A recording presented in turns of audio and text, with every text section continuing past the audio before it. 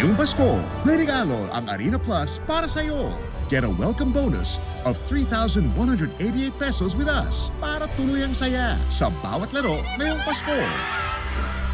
Arena Plus ang bahala sa saya ng buong barkada.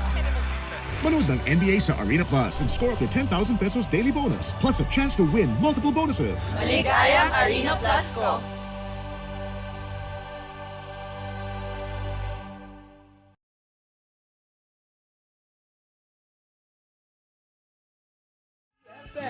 Sabay, opisina, kotse, taxi at jeep. What? Tricycle, FX, bus na masigip. Okay, ah. Palengke, internet, plaza, karinderya. Energy FM, nagbibigay saya. Huwag mong sabihin radyo, sabihin mo #1 Energy. Pangga, energy kaibigan mo. Pangga, energy ang numero 1. Kaya tumango na at isigaw mo. Same, pero iba! Huwag mong sabihin radyo, sabihin mo Energy. Ay, Pangga! Kung ikaw ay isang coffee lover, meron tayong MX3 Mix. Ayan, may high source of vitamin C and calcium with antioxidant benefit at cholesterol-free pa. Ito rin ay low-acid coffee na may low-calorie sweetener na ang tawag ay sucralose na hindi nakakapagpataas ng blood sugar level at blood pressure. Kaya naman nakakasigurado kang maganda ito sa katawan. Para makasiguradong tunay, natural at orihinal na MX3 ang inyong mabibili ay siguraduhin lamang na sa leading drugstore nationwide kayo bibili. At kung merong katanungan, bisitahin lamang ang website ng mx3ph.com o di kayo na may tumawag sa kanilang hotline sa 0918-8888-693. Cheers, Miss Gabaglita! With Tita Cora and Kapitana Sisa.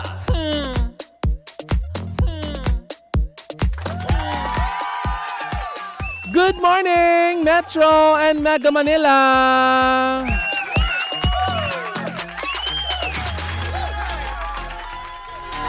Ay, ano nga ba sasabihin ko sa iyo? Listen to me. Dahil magkakasama-sama tayo ngayong araw na ito ng Wednesday at sa ngalan ng aking partner na si Kapitana Sisa, sa ngalan ng aking partner na ngayon ay naglalamierda ngayon sa Kamaynilaan. Ayan. Ako muna makakasama nyo at makakahalili nyo at makakadaupang palad. Ay, wag ng palad mo. Gusto ko ng tenga mo. Ako po ang inyong Tita Cora at ito ang katanging-tanging programa sa balat ng radyo na pinag-uusapan at hindi sinisiraan ang buhay ng may buhay. Ito ang Baklita sa Woo Woo Woo! Kayo nakikita ko ang inyong mga chika sa comment section kahapon. Talaga namang nahahati ang ating mga opinyon sa mga bagay-bagay. Ang nag-cheat versus sa hindi nag-cheat. Medyo matatalas ang mga bibig ninyo at hindi magaganda ang mga lumalabas sa mga bunganga ninyo. Ay, awat-awat na sa mga ganyan, Pangga, dahil itong isusunod natin ay ang balita sa mundo ng pampalakasan hatid sa atin ng Chika sa Arena!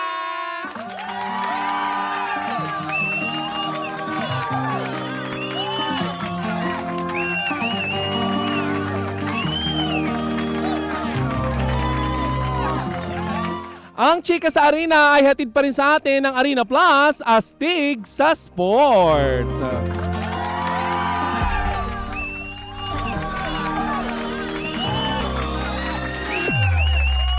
Pangga, humakot ng mga medalya ang Team Philippines mula sa 2024 World Taekwondo POMSE Championship na ginanap sa Hong Kong. In fairness, congratulations sa ating mga kababayan. At hindi lang yun, Pangga, naku, marami tayong good news ngayong araw na ito. Dahil bukod sa Taekwondo ay ipinagmamalaki din natin dahil first World Championship Playoff. Ayan, dahil matapos talunin ng Canada sa score na 4-3 aabante sa knockout round ng IFF Men's World Floorball Championship ang ating Philippine Men's Floorball team for the first time. In fairness naman sa ating mga kababayan ha. At hindi lang yan, sila ang tanging Asian Oceania team na aabante sa playoff kung saan haharapin nila ang Latvia mamayang 7:30 ng gabi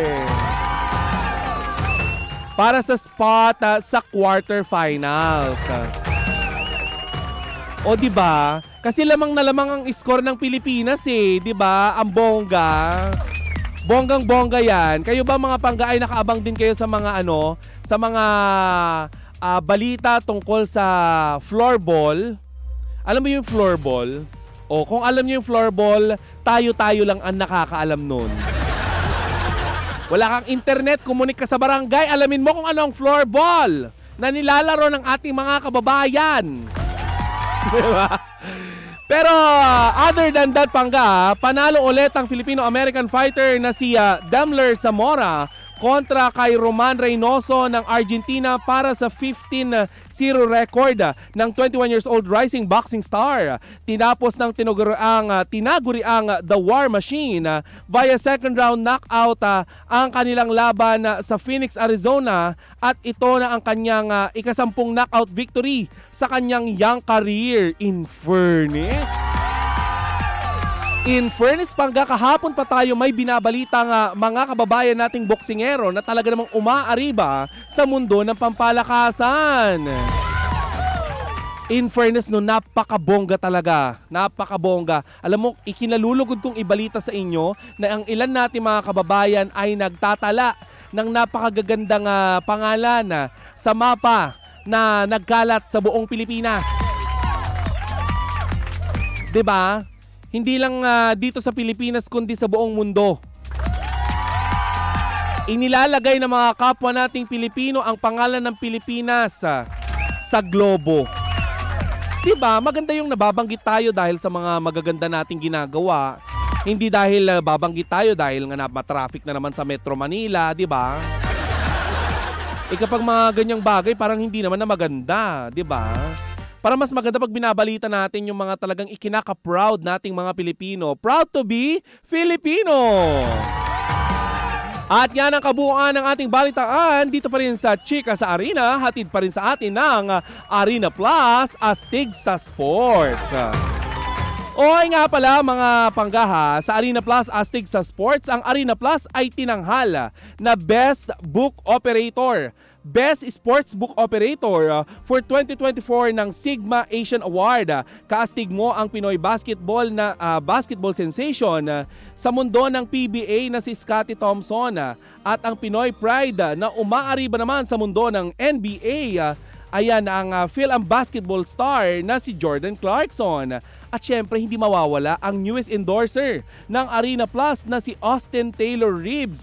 I-download nyo na ang Arena Plus sa inyong App Store at Play Store at pwede rin makapanood ng mga paborito mong laro ng NBA at PBA sa arenaplus.ph. Sa Arena Plus, astig sa sports.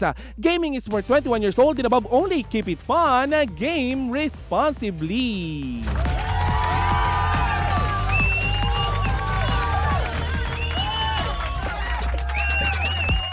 Diba? Alam mo nakakaloka minsan yung mga yung mga chika kasi 'di ba? In fairness naman, ngayong 2024, 'di ba? Ang dami-dami nating mga kababayan talaga na nag-uwi ng mga medalya, 'di ba, dito sa Pilipinas. Palakpakan naman natin sila. 'Di ba? At least ang ating mga kababayan na nag-uuwi ng karangalan, hindi ng dumi. 'Di ba? O kaya ng ikinahihiya ng bansa, 'di ba? Huwag ganon. Ay, binabati natin ang ating mga viewers sa ating FB page. Ayan. Pinangungunahan ni Angelina Centeno, Elizabeth Corpus, Elizabeth Davis, Yoli Ruiz. Ayan, si Teresita Ibanga. Ayan, happy Wednesday daw. Ayan, si Don Robert Papabet, asawa ni Chang Ami. Diba? Nakikinig sila sa atin ngayon at sa lahat ng mga papa drivers at mga mommies sa buong Metro and Mega Manila. Ayan, magandang umaga sa inyo. At ay teka lang ha, meron akong kaibigan na nagbe-birthday ngayon. Ayan, batiin ko lang. Ayusin ko lang yung pagpapabati dahil itong kaibigan ko na to ay medyo, alam mo yon, medyo matampuhin. Ay hindi naman siya matampuhin pero pogi itong kaibigan ko na ito eh. Hello muna sa inyong lahat sa diyan sa TikTok. Live din tayo sa TikTok sa lahat ng ating mga kababayan na tumatawid sa ibayong dagat ang ating signal. Ayan, magandang umaga po sa inyong lahat. Sa lahat ng mga kababayan natin na sa ibayong dagat din pala ha. Ayan, maraming salamat po sa pag-antabay sa lahat ng programa ng Energy FM. O eto na, batiin ko na ang aking kaibigan na si Matt Nicolay Guillermo. Matt! Ayan akala mo nagbibiro ako, babatiin kita. Ayan, binati na kita. Happy birthday kaya sa isang direktor at talent management ng Horizon Digital Management na si Matt Nicolay Guillermo. Maraming salamat sa pagtutok at pagsuporta, Matt. Ayan, happy birthday! Ay, eto na nga ang chika ko for today's video. Naku, kinawindang naman talaga ng ating mga kababayan kamakailan lamang. Dahil nga sa napabalita na itong si Rufa May Quinto nasasangkot sa isang scamming chuwariwap Ano yun? Hoy! Bakit may mga nauusong salita? Hindi naman ganun. Parang orasyon na yung dating. Pero hindi yon mare, ang ikinakawindang ng ating mga kababayan dahil kamakailan lamang Rufy May Quinto daw ay hiwalay na sa kanyang asawa na si Trevor Magallanes. Naku, nakakalungkot naman yan pagkatapos niyang masangkot. Diba? Kasi diba isinasangkot siya?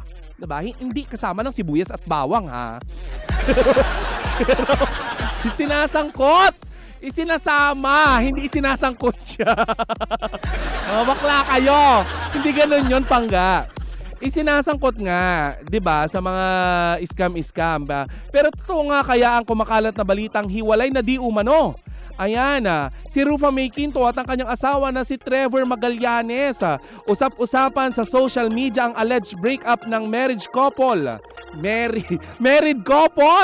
na naglabasan ng screenshot sa sinasabing palitan ng mensahe ng dalawa o ng mag-asawa. Matindi ang umano'y sagutan ni Rufa May Quinto at Trevor tungkol sa kanilang relasyon, pati na rin sa nag-iisa nilang anak. Kaya naman inassume ng lahat ng mga netizen na nagkanya-kanyang landas na kaya itong dalawa, 'di ba? Pero alam mo, eto ang nakakaloka ha. Kasi nga, napapabalita nga na itong si Rufa May Quinto, di ba, parang naisasangkot nga doon sa mga issue ng mga panloloko ng mga pero di ba, nilinaw naman ni Rufa May na tapos na, finish na, okay na, di ba? Okay na yung pinagdadaanan niya na yon. Ikino-connect ng mga netizen na maaring yun din ang isa sa mga dahilan kung bakit itong dalawa nagkahiwalay. Pero hindi pa naman yan kumpirmado. Based sa isang screenshot ng private message ng dalawa na nakapost sa social media, ay nanghihingi ng suporta si Rufa May Quinto sa kanyang asawa para sa kanilang nag-iisang anak. Alam mo, normal lang naman yun at tama lang naman yun na manghingi siya ng suporta sa kanyang asawa. At kung hindi magbibigay ang kanyang asawa, walang kwenta mo namang lalaki, di ba? Ba't galit na galit ka, Tita Cora? Hindi ka naman kamag-anak. Oo nga naman. Diba, sa mga sagot ni Trevor sa naturang screenshot ay kitang-kita na galit nga ito sa kanyang misis at bukod pa dito ay naglabasan din ang kopya ng isang police report na nagsasabing inaresto di umano. Hala!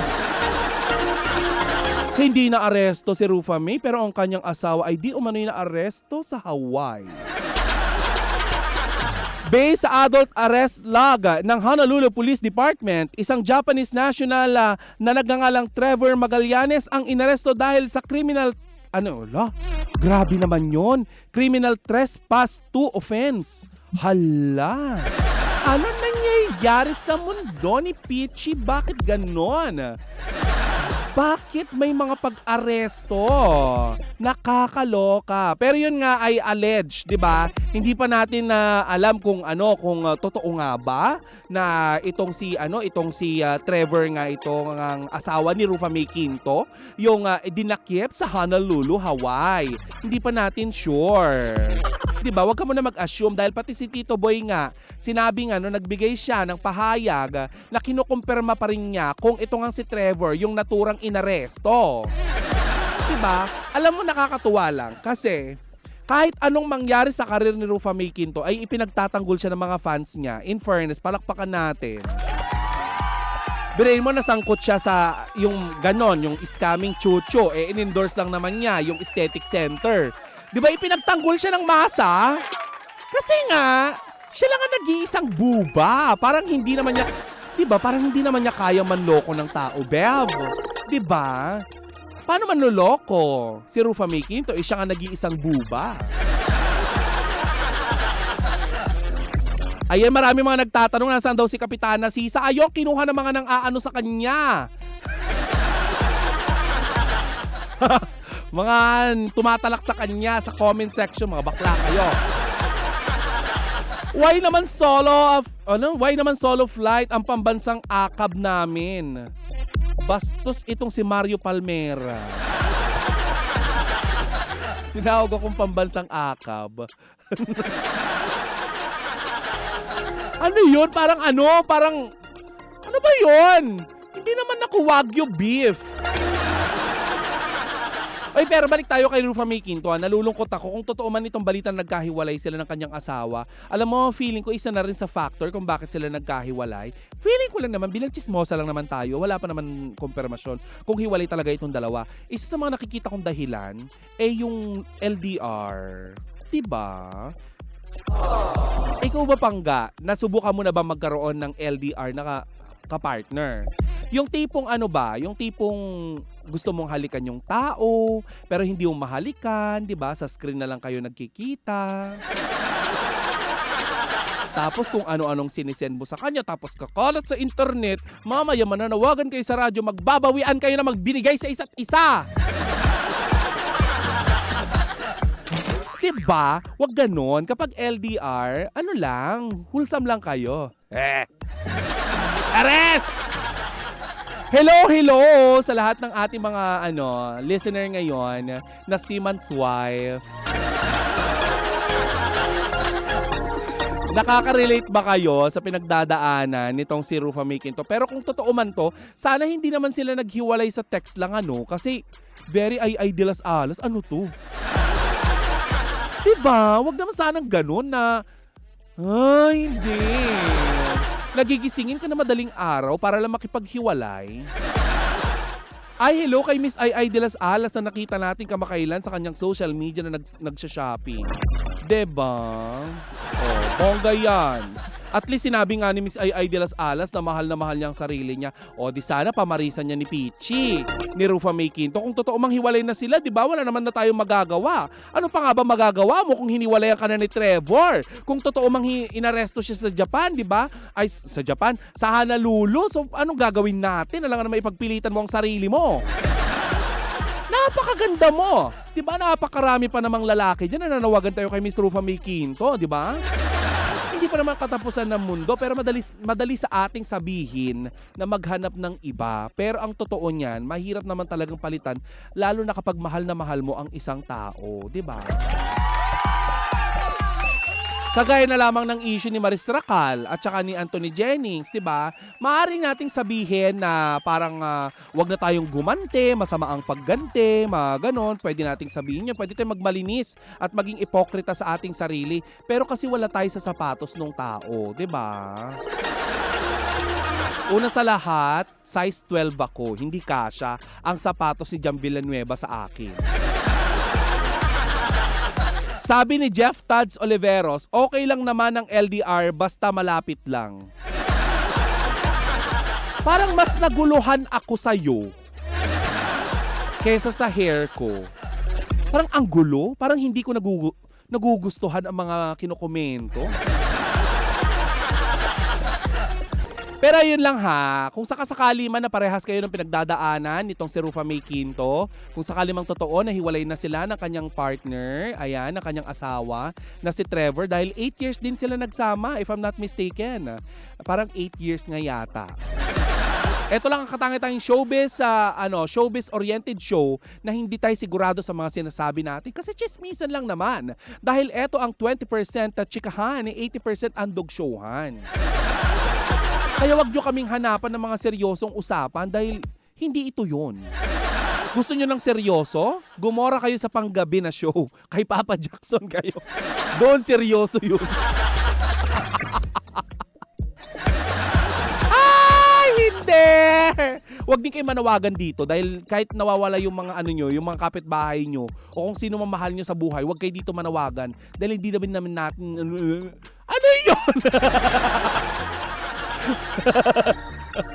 Saan po magbabakasyon si Kapitana Sisa? Sabi ni Mario Palmera. Hoy, ang bastos mo Mario Palmera ha. Huwag kang ganyan kay Sisa, hindi siya pa-north. 'Di ba? Pa-south siya this time. Mare, pa-north ka ba? No! Pa-south. 'Di ba? Ay, but anyway ha, kung sakasakali man totoo yung balibalita na naghiwalay na nga sila, sana matapos na to kasi katatapos lang ng problema ni Rufa May Quinto, sinasangkot siya sa kung ano-ano. Pero hanggang ngayon ay inaalam pa rin natin, ayan, sa legal counsel, parang vice presidente.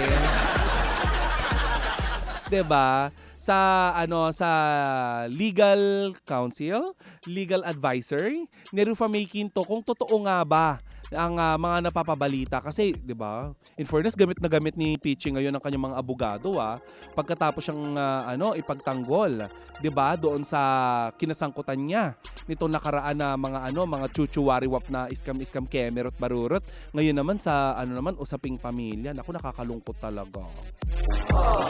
Ay nako, buhay nga naman. Parang kailan lang sinasabi ni Peachy na masaya sila, 'di ba? Mahal na mahal siya, pero ngayon parang ano nangyari? Kaya ikaw pang gawag ka magpakakampante dyan sa asawa mo Baka ngayon lang masaya yan. Baka bukas hindi na. Hindi naman sa pinangungunahan at pinakakaba kita, pero parang ganun na nga. Diba? Huwag ganon. But anyway, yan muna ang kabuuan ng unang bugso ng ating chismisan ngayong umagang ito. Sa ngalan ng aking partner na si Kapitana Sisa, ito ang 80% ang dugsyohan, 20% ang chikahan. Ito ang baklita sa Woo Woo Woo! At tayo pa rin ang same pero iba. We're number 106.7 Energy FM. Pangga, wag mong sabihin radyo, sabihin mo. Ganyan nga. Bini, awit na!